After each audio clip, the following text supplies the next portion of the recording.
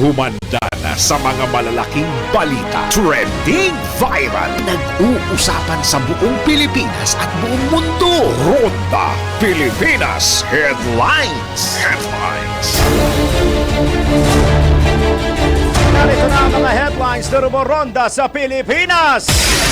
Ronda Pilipinas. Dating Congressman Zaldico nasa kustodiya pa rin ang Czech authorities ayon kay PBBM. Ronda Pilipinas. Pagpapauwi sa dating kongresista, posibleng abutin pa raw po ng 1 hanggang 3 linggo. Ronda Pilipinas. Singil ng Meralco, inaasahang tataas pa simula sa Setyembre. Ronda Pilipinas. Daan-daang libong manggagawa sa Iran nawala ng trabaho bunsod na nangyayaring gero. Ronda Pilipinas. Dreamline pasok na sa finals, Farm Fresh pinatumba sa semis. Ronda Pilipinas. OPM artist na si Hev Abi arestado sa isang raid na ginawa ng CIDG. Ronda Pilipinas. Paggamit nito, yung suot ko ngayon, earphones o headset, pero habang nagmamaneho, nako, bawal ito. Ronda Pilipinas. Totoo nga ba na ang ice bath ay nagpapabuti na sirkulasyon ng dugo? Mamaya, let's prove it! Ronda Pilipinas. At Pangulong Rodrigo Duterte, makukulong daw ng halaka 120 years sa kulungan. Mamaya alamin kung fact or fake. Ronda Pilipinas. Ronda Pilipinas. Ronda Pilipinas. Ronda Pilipinas.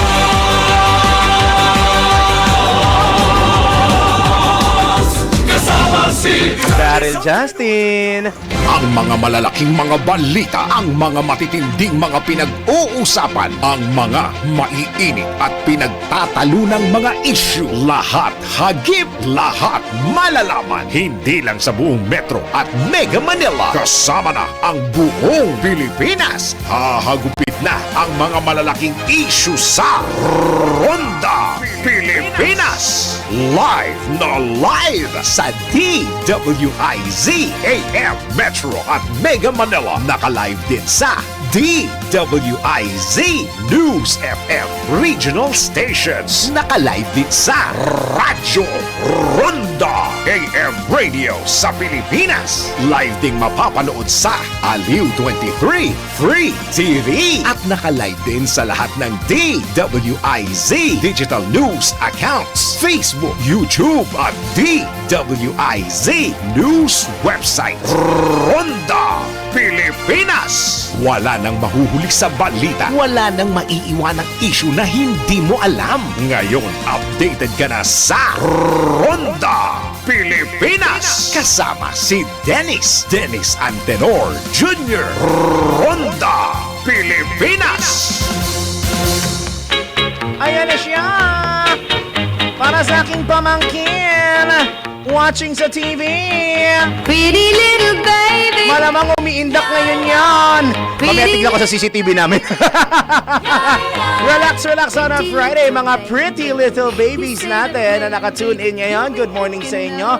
Naku, marami ang parang feeling ko nagbubunyi somewhere somehow matapos mag-breaking kagabi ang usapin ng pagkakakulong kay dating Congressman Zaldico. Kailan ba sinimulan to? Halos mag-iisang taon na. Diba July of last year, kung matatanda mo, backtrack tayo ng konti.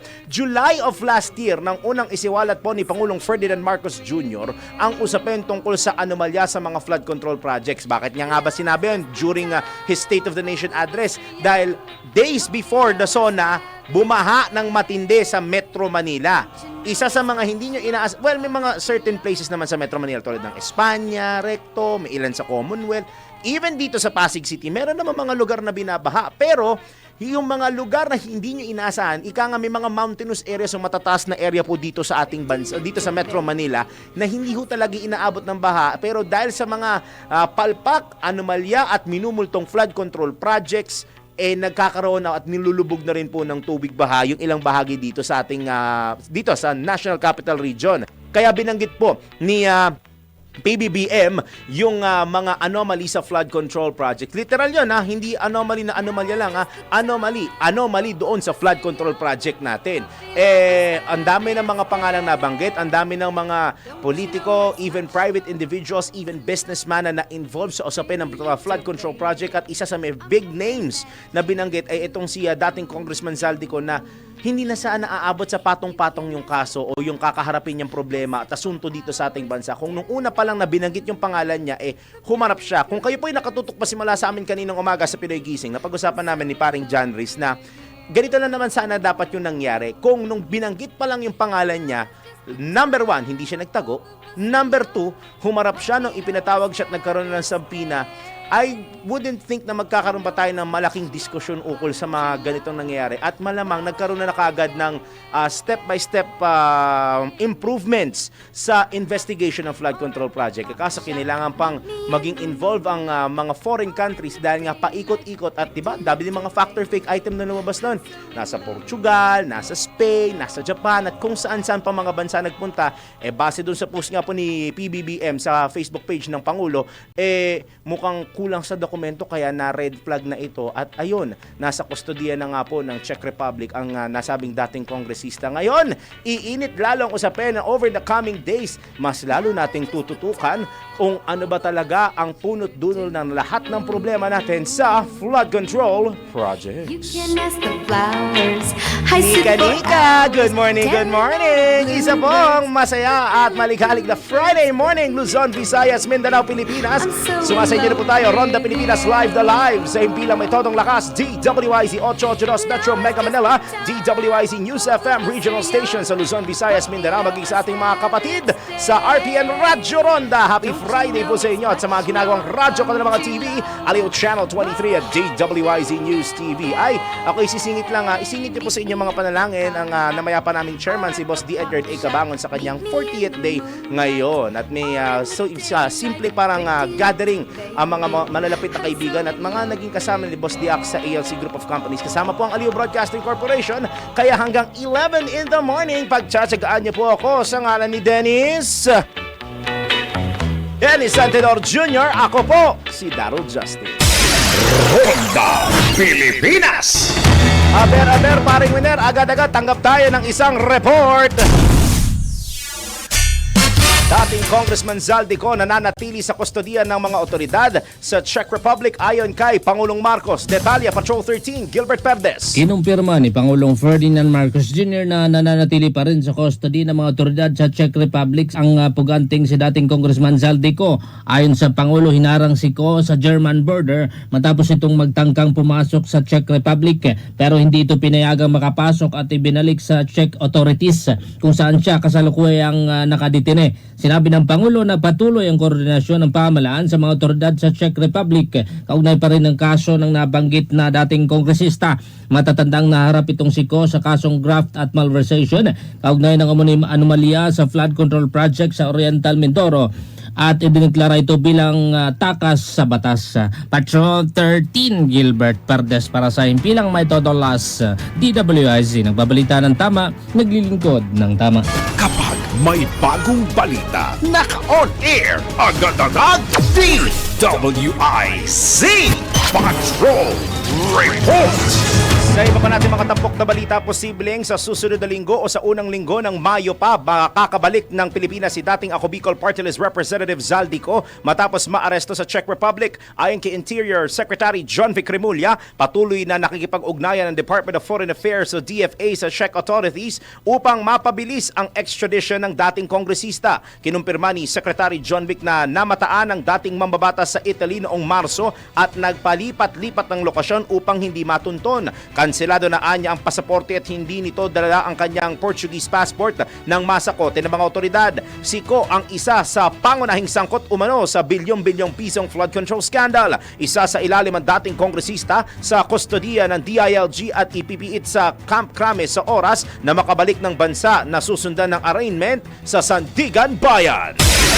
Ronda Pilipinas. Inaasahan naman pong sisingilin ng mahigit 4 billion pesos na dagdag na bayarin ang mga customer ng Manila Electric Company o Meralco sa huling bahagi ng taon matapos pahintulutan ng mga regulator ang pagbawi ng Meralco sa mga gastos na kaugnay ng isang malaking kasunduan sa supply ng gas. Pinayagan ng Energy Regulatory Commission o ERC ang paniningil ng buwanang fixed fees na 3.7 billion pesos at $6.37 million na utang ng Meralco sa Excellent Energy Resources Incorporated o EERI. Ang halagang ito ay katumbas ng dagdag na singil na 0.1099 pesos kada kilowatt hour para sa mga customer ng Meralco na kokolektahin sa loob ng 12 buwan. Ito ay kasunod ng pansamantalang pag-aproba ng regulator sa 15 taong kasunduan na sa supply ng kuryente sa pagitan ng Meralco at EERI noong huling bahagi ng taong 2024 na nagbigay daan sa electricity delivery.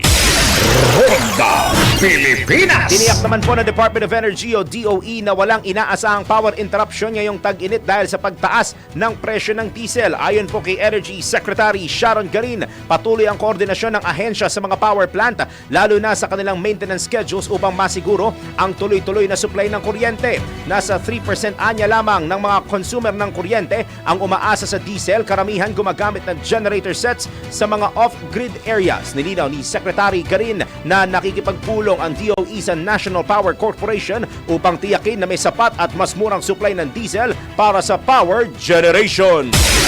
Ronda Pilipinas. Tiniyak naman po ng Department of Energy na sapat ang supply ng petrolyo sa bansa kaya hindi kailangan mag-import ng mas mababang kalidad na Euro 2 fuel. Pero nagkakaroon pa rin ng confusion kasi alam ko yung Strait of Hormuz, di ba nga hinarangan ulit ng Estados Unidos?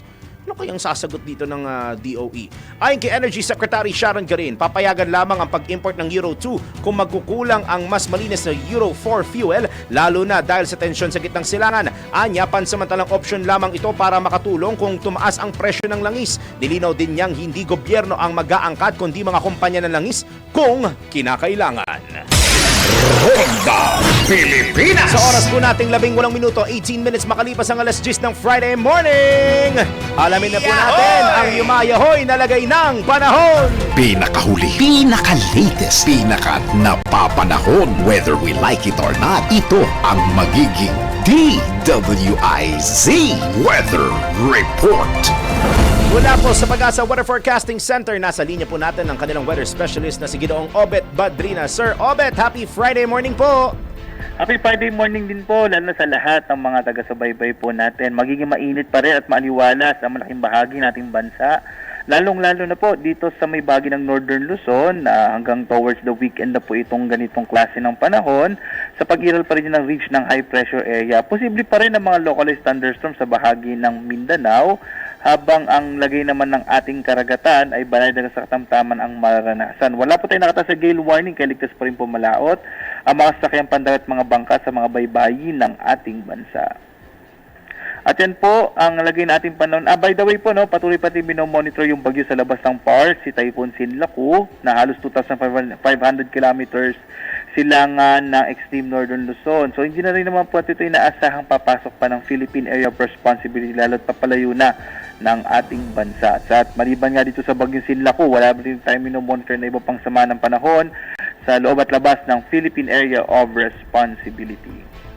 At yan po lagi ng panahon mula sa Pag-asa Weather Forecasting Center, Obet Badrina. Magandang umaga po. Sir Obet, may isisingit lang po ako na katanungan over the weekend. Baka yung mga kababayan ho natin nagbabalak na ng kanilang mga outdoor activities. May mga lugar po ba sa ating bansa na baka nakapaloob po sa mga danger heat index levels mula today until Sunday, sir? Opo, meron po. Ito po yung area ng Borongan, Eastern Samar at Cotabato. Inaasahan natin na abot ng sa 42 degrees Celsius, considered po as danger level. Ang inaasahan po magiging temperatura sa mga, at least in the next 2 days po. Ayun. Tapos, Sir Obet, ngayon, tama ba kung sasabihin natin na peak na ng tag-init itong nararanasan natin this time around April going to May? In terms of the heat index, ano pa yung, kasi may mga nakita na ako na ilang lugar na nag-45, 46, kung di lang nagkakamali. May posibilidad ba na other areas would have a rise pa over 45 degrees Celsius sa heat index levels natin over the coming days? Sa ngayon po, wala pa naman nagpapakita na abot ng 45, pero hindi natin inaalis yung posibilidad edad na yon, at tama po kayo, kadalasan yung peak ng tag-init natin naranasan towards the end of April hanggang sa first few weeks ng May bago magsimula ang panahon ng tag-ulan. Ayun, so ingat pa rin sa ating mga kababayan. Sir Obet, maraming salamat po ulit at happy weekend po sa inyo dyan sa Pag-asa. Maraming salamat po at happy weekend. Maraming salamat ulit, Ginoong Obet Badrina mula sa Pag-asa. Pinakahuli, pinaka-latest, pinaka-napapanahon, whether we like it or not. DWIZ Weather Report. Ronda Pilipinas. Ngayon naman, tanggap po na tayong sunod-sunod na mga report.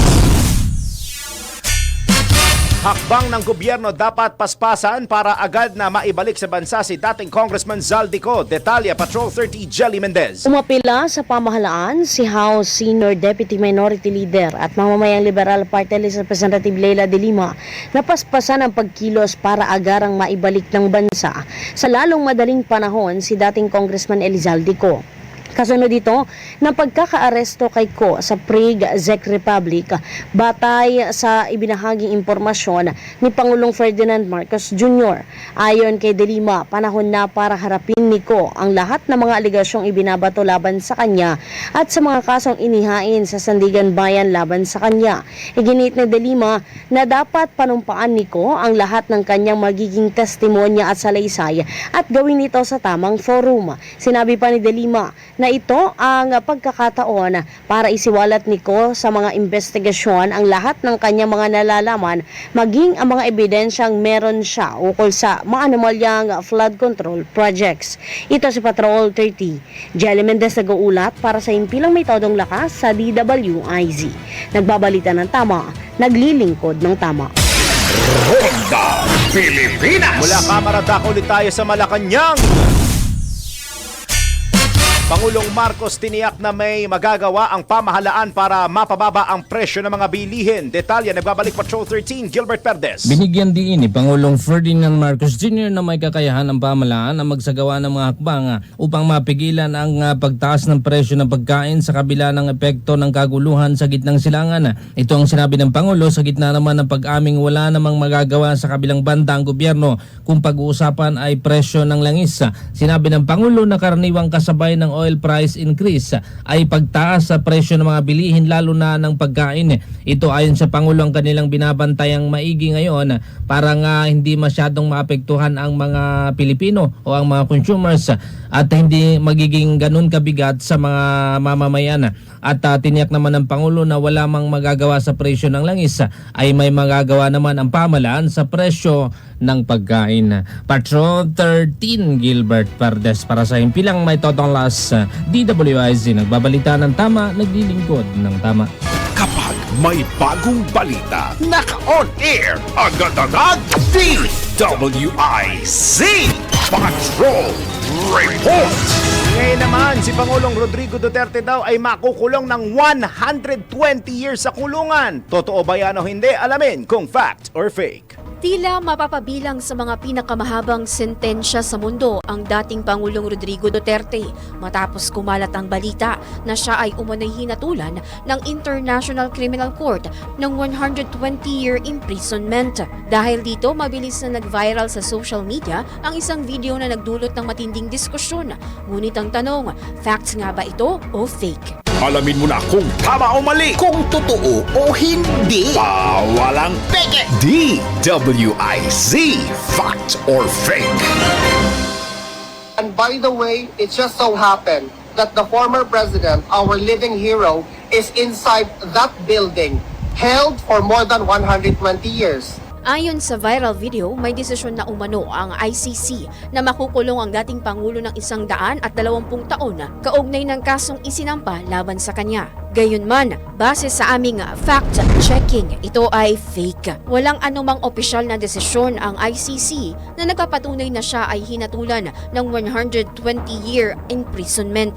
Sa katotohanan, ang kaso ay nasa proseso pa lamang ng confirmation of charges sa hearing kung saan sinusuri pa ng hukuman kung mayroong sapat na ebidensya upang ituloy ang kaso sa full trial. Ang International Criminal Court ay may proseso kung kung saan maaaring ituloy ang kaso sa trial o itigil ito dahil sa kakulangan ng ebidensya o humingi ng karagdagang impormasyon sa mga posibleng parusa kung mapapatunayang may sala. Matapos ang proseso, ang ICC ay maaaring magpataw ng hanggang 30-year imprisonment o life imprisonment at hindi 120 years. Ang kumakalat na video ay bunga ng mali o mapanlinlang na interpretasyon at edited content sa social media na walang opisyal na kumpirmasyon mula sa ICC. Kaya paalala, maging mapanuri sa mga balitang nakikita online. Huwag basta maniwala sa mga viral na video o post na walang opisyal na pinagmulan at laging i-verify ang information sa mga lehitimong news organization at sa opisyal na pinagmulan ng balita bago ito i-share. Para sa Fact or Fake, Kim Gomez, nagbabalita ng tama, naglilingkod ng tama. Huwag magpapaloko, huwag magpapagancho, huwag magpapaskam. Bawal! Bawal ang peke. DWIZ, Fact or Fake. Ronda Pilipinas! Mga ka-PhilHealth, alam nyo ba na mas pinalaki pa ng PhilHealth ang benepisyo para sa gamutan ng breast at cervical cancer? Para sa breast cancer, ang coverage ay aabot na ngayon sa 1.4 million pesos. At para naman sa cervical cancer, may suporta hanggang mula 170,000 pesos. Ang mga benepisyong ito, mga kababayan, ay maaari ninyong ma-avail sa lahat po ng PhilHealth contracted hospitals nationwide. Dahil sa PhilHealth, bawat Pilipina, protektado. Ronda Pilipinas! Okay, standby muna. Iba pa mga balita sa pagbabalik ng Ronda Pilipinas ang ating oras. Yumayahoy na alas 10:27 ng morning. Oras hatid sa inyo ng PhilHealth para sa bawat Filipino. Ronda Pilipinas. Ronda Pilipinas. Ronda Pilipinas.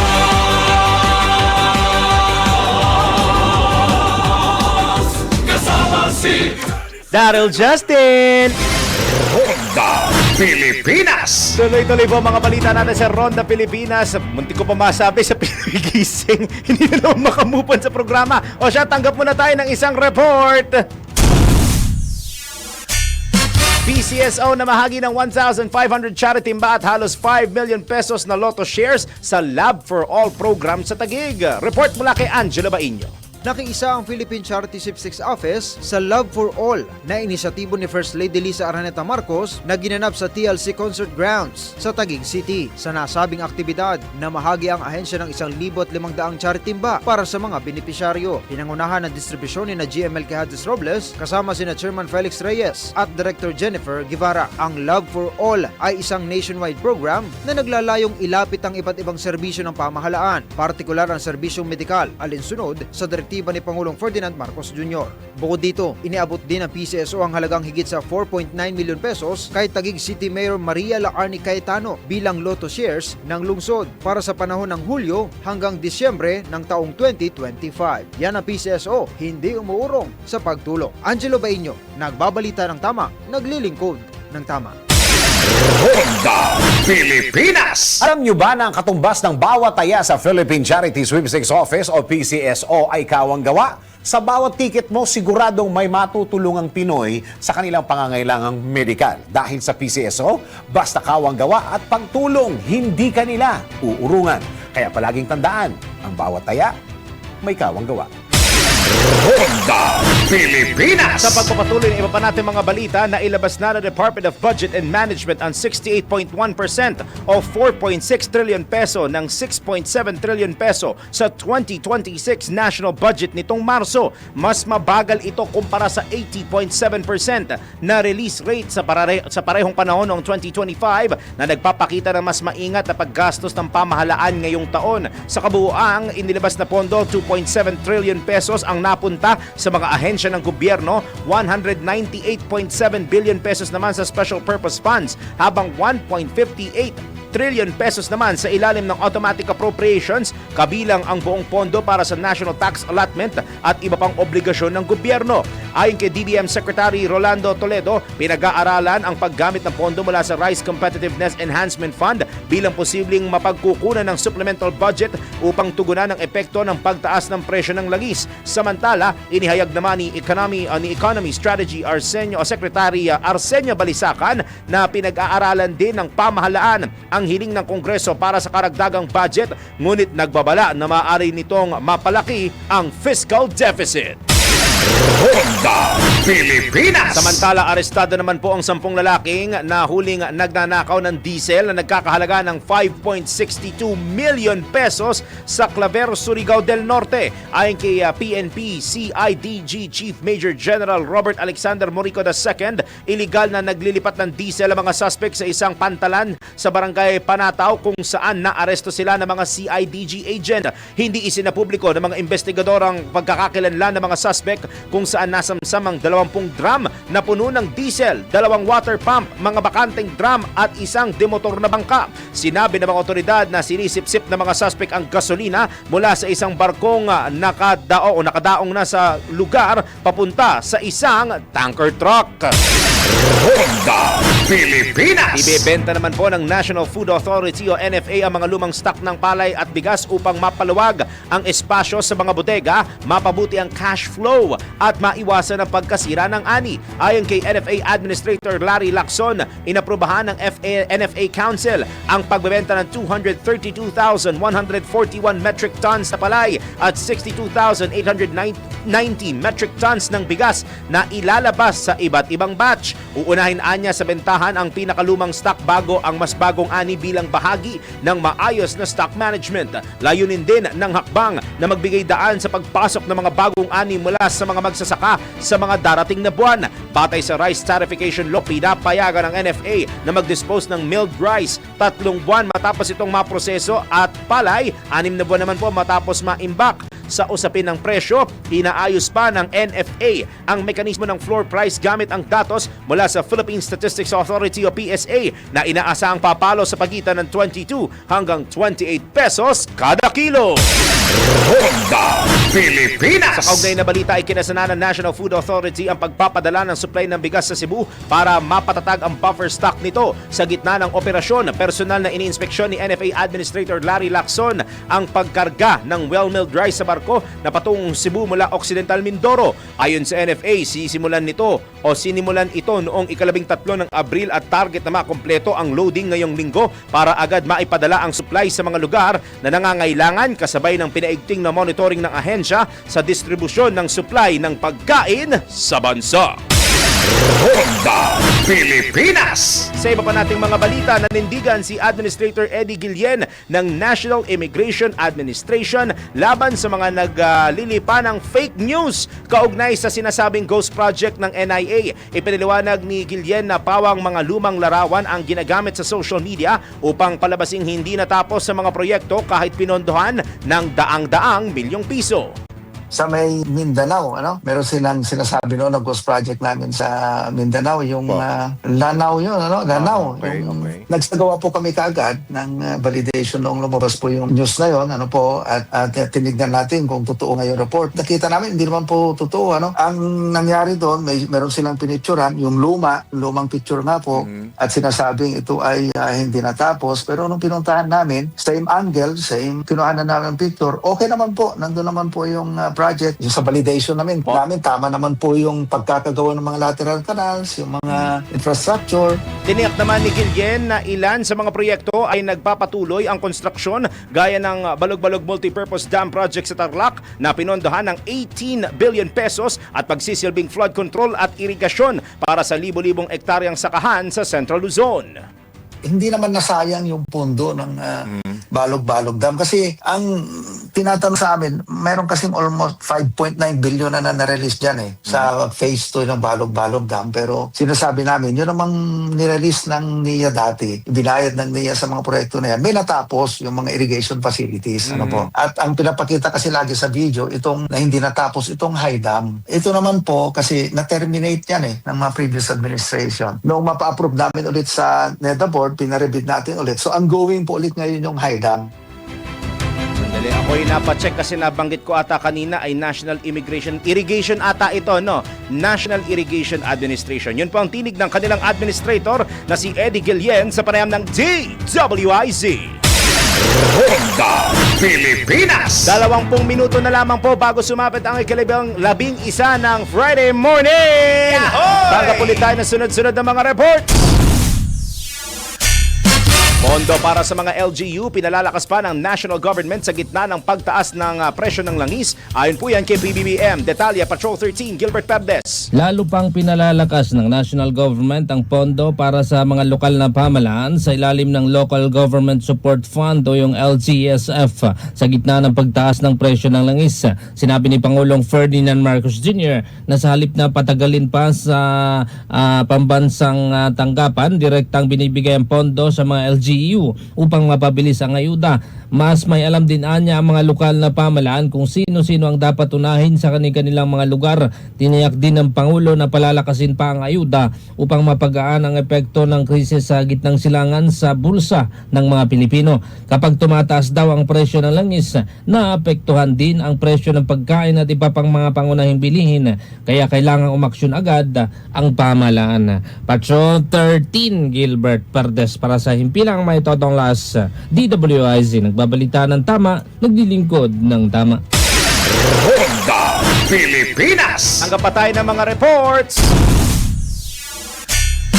NBI nakikipag-ugnayan na sa DOJ at iba pang ahensya ng pamahalaan para sa pagbabalik sa bansa kay resigned Congressman Zaldico. Detalye, Patrol 5, Aya Yupanco. Nakikipag-ugnayan na ang National Bureau of Investigation NBI sa Department of Justice at iba pang ahensya ng pamahalaan para sa magbabalik sa bansa kay dating Congressman Zaldico. Sinabi ni NBI Director Attorney Melvin Matibag, wala pa silang natatanggap na instructions sa ngayon pero patuloy niya ang pagkikipag-ugnayan ng kanilang International Operations Division sa Philippine Center on Transnational Crime. Hindi naman iniaalis ni Director Matibag ang posibilidad na may hawak na ibang dokumento si Zaldico sa pagtawid niya sa Czech Republic, lalo't kanselado na ang pareho nitong personal at diplomatic passport.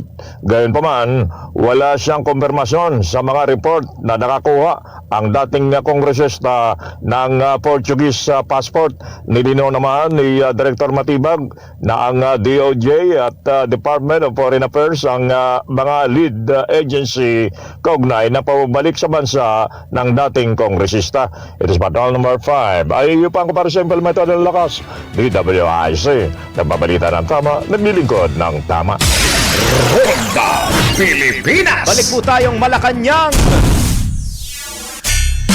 Bagsakan ng gulay sa Benguet, iniinspeksyon ni Pangulong Marcos. Nagbabalik Patrol 13, Gilbert Perdes. Binisita ni Pangulong Ferdinand Marcos Jr. ang Benguet Agri-Pinoy Trading Center ngayong umaga. Ito yung pang-inspeksyonin ng mga farm inputs at kagamitan para sa mga magsasaka at mga kooperatiba sa lugar. Sa ilalim po yan ng High Value Crops Program ng Department of Agriculture. Inipkot din ng Pangulo ang Spot Trading Building 2, yung wholesale area kung saan ginagawa ang mga post-harvest activities. Nakipag-ugnayan din ang Pangulo sa mga magsasaka at iba pang stakeholders sa industriya ng highland vegetables sa Cordillera Region. Ayon sa Malacanang, bahagi ito ng pagsisikap ng gobyerno na palakasin ang agricultural value chain sa pamagitan po yan ng pagpapahusay ng market efficiency, price stability at supply distribution sa bansa. Patrol 13, Gilbert Perdes para sa himpilang may totong las. DWIZ, nagbabalita ng tama, naglilingkod ng tama. Kapag may bagong balita, naka-on air, agad-agad, DWIZ Patrol Report! Ngayon naman, ronda tayo sa probinsya. Region 1, number 8, top most wanted person, arestado sa Ilocos Norte. Detalye, Kuyang Ronald Idol Domingo. Idol! Matagumpay na naresto ng Ilocos Norte Police Provincial isang top most wanted person sa isang joint enforcement operation na pinangunahan ng Taway Municipal Police Station sa lungsod ng Batak. Ang akusado nakalista bilang top 1 sa municipal level, top 3 sa provincial level at top 8 sa regional most wanted ay nahuli sa bisa ng warrant of arrest for qualified rape of a minor and acts of lasciviousness. Ito ang Ronda Patrol. Ronald Idol Domingo Nagulat sa simpilang may tutong lakas, DWIZ. Nagbabalita ng tama, naglilingkod ng tama. Ronda Pilipinas! Alam niyo ba na ang Regasco ay isa sa mga leading LPG brands sa buong Pilipinas? Talagang tinatangkilik ito ng maraming mamimili dahil affordable, quality at tama ang timbang nito. Subukan nyo na at makikita nyo agad ang pagkakaiba nito kumpara sa ibang brands. Huwag magpapaloko sa murang LPG dahil may daya ang timbang niyan. Dahil kahit 1 kilo lang ang dayain dyan, halos 100 pesos din ang mawawala sa inyo. Kaya kung gusto mong sigurado sa kalidad at tamang timbang, ito na ang kunin ninyo. Tandaan nyo ha, tandaan mo. Para sigurado, Regasco. Sure at siguradong tatlong tamang tipid ay maihahatid sa Tripid Tips. Hatid ng DWIZ News at ng Regasco. Number 1, gumamit ng mga tama at airtight containers. Ilagay ang mga nilutong pagkain sa airtight containers para hindi ito agad masira at manatiling fresh. Sa ganitong paraan, pwedeng ilagay sa freezer para tumagal ang buhay. Number 2, lagyan ng label at date ang mga leftovers. Lagyan ng pangalan ng containers para mas madali ring malaman kung alin ang dapat unahin bago masira. Number 3, i-organize ang space sa fridge. Mas madaling i-manage at mas madaling makita ang mga pagkain kung magkakabukod ng maayos ang bawat pagkain. Siguradong tatlong tamang tipid ay maihahatid sa Tripid Tips. Hatid ng DWIZ News at ng Regasco. Regasco, kinilala ng Department of Energy na sumusunod sa pamantayan ng ligtas na LPG para sa Pilipino. Ayon sa LPG Industry Regulation Act, Republic Act No. 11592.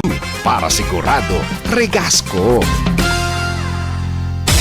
Ronda Pilipinas! Dapat pala may video version yun, tapos si boss habang video gumaganon, sumasayaw siya, kumikiling-giling dun sa Regasco. O siya, iba pa mga balita sa pagbabalik ng Ronda Pilipinas ang ating oras! Yahoy! 13 minuto na lang bago mag-11 ng morning. Oras hatid sa inyo ng M. Luwilier, tulay ng pamilyang Pilipino. That time check was brought to you by Bingo Plus. Bingo sa saya, plus sa panalo. Gaming is for 21 years old and above only. Game responsibly, keep it fun. Ronda Pilipinas! Tuloy-tuloy po tayo sa Ronda Pilipinas sa oras natin na 10 minuto na lamang bago mag-11 ng morning. Yahoy! Balik po tayo sa probinsya. Isang street-level individual sa Burgos, Ilocos Norte timbog sa anti-illegal drug bypass operation ng mga otoridad. Nagbabalik Kuyang Ronald Idol Domingo. Kuyang Ronald! Nako, mukhang nawala si Kuyang Ronald Idol Domingo. Balikan na lang natin ang kanyang report maya-maya lamang. Pero ngayon, parang winner siguro oras na para tayo dumako sa balita sa Ibayong Dagat. Mga balitang dapat alam mo kahit sa labas ng bansa. DWIZ Balita sa Ibang Bansa. Daang-daang libong manggagawa sa Iran ang nawalan ng trabaho dahil sa nagpapatuloy na digmaan ng Amerika, Israel at Iran na nagsimula noong Pebrero 28 ng kasalukuyang taon. Maraming pabrika, workshops at service projects ang nagsara o nagbawas ng operasyon dahilan upang mawalan ng trabaho ang mga contract worker at day laborer. Kabilang sa mga matinding naapektuhan ang petrochemical sector, partikular sa Mashahar at South Pars kung saan mahigit 30,000 manggagawa ang naapektuhan dahil sa pinsala at paghinto ng produksyon dulot ng mga airstrike. Inaasahang liliit ang ekonomiya ng Iran sa 10% habang ang kabuang pinsala ay maaaring umabot sa daang-daang bilyong dolyar. Ronda Pilipinas! Ngayon naman, Creamline pasok sa finals, Farm Fresh pinatumba sa semis. PVL ito ha, Sports News mula kay Jordan Gutierrez. Sa mundo ng palakasan, ang latest malalaman sa DWIZ Sports News. Pasok na sa finals ng Premier Volleyball League All-Filipino Conference ang Creamline Cool Smashers matapos talunin ang Farm Fresh Foxes sa 4 na set sa scores na 25-23, 14-25, 25-23, 25-19. Sa semifinals na ginanap sa PhilOil Center, natapos na rin ang Creamline ng kanilang 3 conference final drought na nakamit ang ika-15 finals appearance sa nasabing liga. Makakaharap nila sa championship ang Signal HD Spikers. Pinangunahan ni Tots Carlos ang opensa na may 15 points habang nag-ambag sina Gemma Galanza at Pangpanaga ng tig 13 points. Nagpakitang gilas din si Bernadette Pons na may 12 points at solidong depensa. Ayon kay Pons, masaya sila sa pagbabalik sa finals ngunit kailangan pa nilang maghanda para makamit ang kampyonato. At yan ang ating sports news. Ako si Jordan Gutierrez, nagbabalita ng tama, naglilingkod ng tama. Arena Plus Sportsbook. Arena Plus. Gambling is for 21 years old and above only. Gambling can be addictive. Know when to stop. Ronda Pilipinas! Ito na ang latest, bagong-bago, fresh na fresh, DWIZ Showbiz News! O dun sa mga fans nito, yung OPM artist na si Hev Abby arestado sa isang raid na ginawa ng CIDG. Parang kahapon ata nangyari ito yung kanyang pagkaka-aresto. O siya, alamin natin sa iSpotted Report ni Mima Anton. Para sa aking balitang showbiz, arestado ang Pinoy rapper na si Hev Abby kasama ang 6 pang individual sa isinagawang operasyon ng Criminal Investigation and Detection Group sa Barangay Laging Handa, Quezon City madaling araw ng April 14. Nasamsam ng CIDG sa raid ang isang 9mm pistol, mga bala at hinihinalang iligal na droga tulad ng liquid marijuana at cocaine. Dahil dito ang kaya't naharap si Hev Abby sa kasong paglabag sa Republic Act No. 10591 habang nagpapatuloy ang investigasyon ng mga otoridad kaugnay ng insidente at pinagmula ng mga nakumpiskang ebidensya. Samantala, itinanggi naman ng Urban Department PH ang record label na Hev Abby ang lahat ng aligasyon laban sa rapper hinggil sa umunoy pagmamay-ari ng iligal na baril. Kinumpirma din ng label na naipagtulungan na ang kanilang legal counsel sa mga otoridad upang maresolba ang kaso habang wala pang karagdagang detalye kung kailan ihaharap sa korte ang mga naarestong individual. At iyan aking balitang showbiz para sa impilang may todong lakas, DWIZ. Ako si Anton, nagbabalita ng tama, naglilingkod ng tama.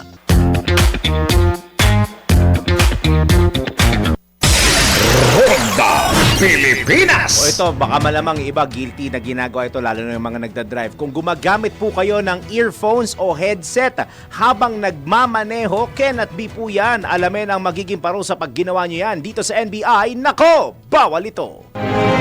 Alamin kung bawal o hindi. Dahil kung di mo alam to, kaso ang kakaharapin mo sa NBI. Nako, bawal ito! Paggamit ng earphones o headset habang nagmamaneho? Nako, bawal ito! Sa gitna ng traffic sa kalsada, karamihan ay nagpapalipas ng oras sa pamamagitan ng pakikinig sa musika. Ngunit paano kung tinakpan mo ang iyong tenga gamit ang earphones at hindi nabuo ang atensyon mo sa kalsada? Nako, alam mo bang labag sa batas yan? Batay sa Republic Act No. 10913 o Anti-Distracted Driving Act, mahigpit na ipinagbabawal sa mga motorista ang paggamit ng anumang mobile communications device o electronic entertainment device habang nagmamaneho, lalo na kung wala namang emergency. Ayon sa batas, ikinukonsiderang electronic entertainment devices ang mga sumusunod: earphones o headset, portable audio players, at Bluetooth earpieces. Ang sinumang lumabag ay maaaring magmulta ng mula 5,000 piso hanggang 20,000 piso, 3 buwang suspensyon ng lisensya o pagbawi ng lisensya. Kaya sa lahat ng motorista, hindi sapat ang 2 kamay sa manibela. Kailangan din ang buong atensyon at pandinig sa kalsada. Maging disiplinado para hindi ka masabihan ng, nako, bawal ito. Ronda Pilipinas! O sakto yung NBI natin, lalo't mainit ang panahon. Totoo nga ba na ang ice bath ay nagpapabuti ng sirkulasyon ng dugo? Tara, let's prove it. Totoo nga ba na ice bath ay nagpapabuti ng sirkulasyon ng dugo? Tara, let's prove it! Bago maniwala sa mga claim-claim na yan, patunayan na yan sa Let's Prove It! Ayon kay Dr. Brian Davis na ang ice bath ay nagdudulot ng pagtaas ng hydrostatic pressure sa katawan na nakakatulong sa mas epektibong sirkulasyon ng dugo. Dagdag pa ng PubMed na ang cold water immersion ay nagdudulot ng vasoconstriction o ang pagkipot ng mga daluyan ng dugo na sinusundan ng vasodilation o ang paglawak ng mga ito pagkatapos ng immersion. Ang prosesong ito ay nagpapalakas ng sirkulasyon ng dugo na tumutulong sa mas mabilis na pagdadala ng oxygen at nutrients sa mga kalamnan at tissue. Gayunman, ayon sa British Heart Foundation, ang malamig na tubig ay maring magdulot ng arrhythmia o hindi regular na tibok ng puso, lalo na sa mga taong may kondisyon sa puso. Ang biglaang pagtaas ng presyon ng dugo at tibok ng puso ay nagpapataas ng panganib ng atake sa puso o stroke. Kaya payo ng mga eksperto na mahalagang kumonsulta muna sa doktor bago subukan ng ice bath, lalo na kung may kasalukuyang kondisyon sa puso o sirkulasyon ng dugo, dahil ang pag-iingat ay susi upang maiwasan ang posibleng panganib na dulot ng biglaang pagbabago sa temperatura ng katawan. Ronda Pilipinas! At bago tayo pansamantalang magpaalam, tayo magpatama quote for today. Tahimik lang ako. Ang ingay ko pero tahimik yun nandito. No? Pero sigurado ang pag-angat ko. Bago ako magpaalam, ako babati lang ng happy birthday. Dalawa sa mga malapit sa aking puso. Una, ang mother-in-law ng aking kapatid, Tita Gina Valderrama. Happy birthday po, Tita Gina. At sana'y mabusog mo kami bukas. And sa Sunday, birthday ng aking one and only. Ayun. Sa Sunday naman siya. Sana pagpasok mo pare ng Tuesday, maramdaman natin yung pagkain na yun. At yan na po ang kalipunan ng mga balita ay tinapok natin sa Ronda Pilipinas on a Friday. Happy weekend po sa inyo. Ang tabayanan susunod na po agad-agad ang Yes Yes Yo Topacio kasama si Attorney Ferdy Topacio at Miss Juvie De Guzman, si OG Yahoy. Kita-kits tayo mamaya sa News Scoop alas 4 ng hapon at sa Live Balance alas 6 ng gabi at simula ulit sa Monday, solo rides na tayo ulit sa Pinoy Gising mula alas 4 hanggang alas 6 ng morning. Maraming salamat Pilipinas. Sa ngalan po ulit ni Dennis Santilar Jr. Ako po si Darrell Justin. Nagbabalita ng tama, naglilingkod ng tama.